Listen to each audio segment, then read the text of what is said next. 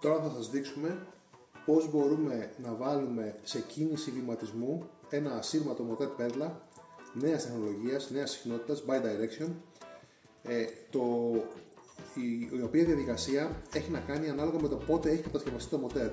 Μοτέρ που έχουν κατασκευαστεί μέχρι το 2023, το οποίο το βλέπουμε εδώ πάνω στο ταμπελάκι, στο barcode του μοτέρ, έχουν ένα συγκεκριμένο τρόπο και είναι ο εξής. Για χάρη του βίντεο θα κάνουμε τη διαδικασία της ρύθμισης από την αρχή. Δηλαδή, παίρνω το χειριστήριό μου DD3000, δίνω ρεύμα, μέσα σε 5 δευτερόλεπτα πρέπει να παντρέψω το μοτέρ πατώντας το stop παραδοταμένα.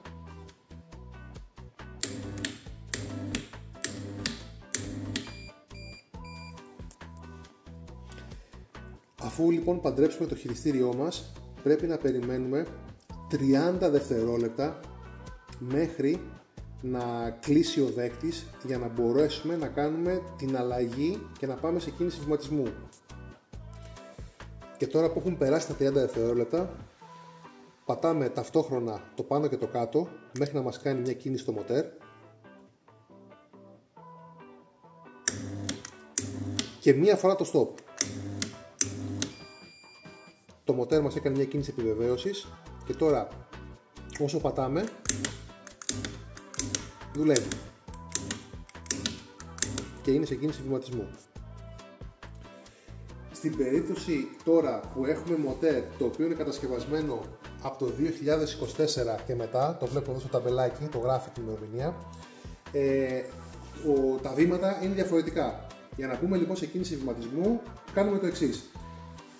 Πάλι για χάρη του βίντεο θα ξεκινήσω κάνοντας τη διαδικασία από την αρχή. Δηλαδή, πώς ρυθμίζω ένα μοτέρ. Δίνω ρεύμα, το μοτέρ κάνει κίνηση, πατάω το stop παραδοταμένα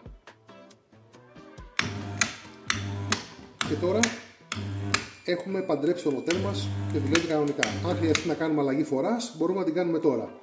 Για να κάνουμε κίνηση βηματισμού, εδώ δεν χρειάζεται να περιμένουμε 30 δευτερόλεπτα. Ανοίγουμε το πορτάκι, πατάμε μια φορά το P2, το μοτέρ κάνει κίνηση, πάνω, το μοτέρ ξανακάνει κίνηση, κάτω, το μοτέρ έκανε κίνηση και μακρώσει το beep για να μας επιβεβαιώσει ότι μπήκε σε κίνηση βηματισμού.